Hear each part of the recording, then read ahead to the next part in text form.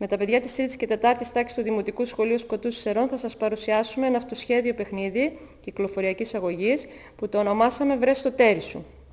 Έχουμε σκορπίσει στο χώρο πλαστικοποιημένες καρτούλες με τα σήματα και σε λίγο με το σύνθημά μας θα αρχίσουν τα παιδιά να διαβάζουν την ερμηνεία που έχουν πάλι σε πλαστικοποιημένες κάρτες στα χέρια τους και θα προσπαθούν να βρουν το τέρι τους.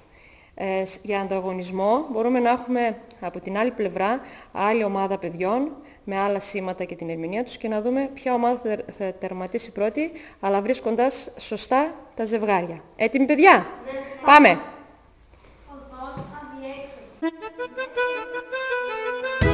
Παρατράβηξε η άσκοπη αναζήτηση ψυχής, παρακράτησε η όποια αμφισβήτηση ηθικής. Παραδίνομαι στη μοίρα μου που σε έφερε εδώ και μ' αγαπάς και σ' αγαπώ. Είσαι το τέρι μου, το ιδανικό μου τέρι.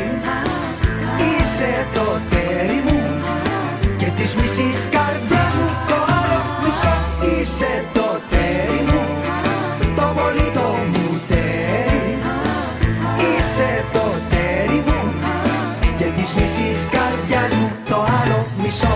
Παρανάλωμα στις φλόγες κατακτήσεις μου παλιές, παραστράτημα δεν έχει κι αυτό έγινε σαφές. Παραδίνομαι στη μοίρα μου που σε έφερε εδώ και μ' αγαπάς και σ' αγαπώ. Είσαι το τέρι μου, το ιδανικό μου τέρι. Είσαι το τέρι μου και της μισής καρδιάς μου το άλλο μισό. Είσαι το τέρι μου, το πολύτο μου τέρι. Είσαι το τέρι μου και της μισής καρδιάς μου το άλλο μισό.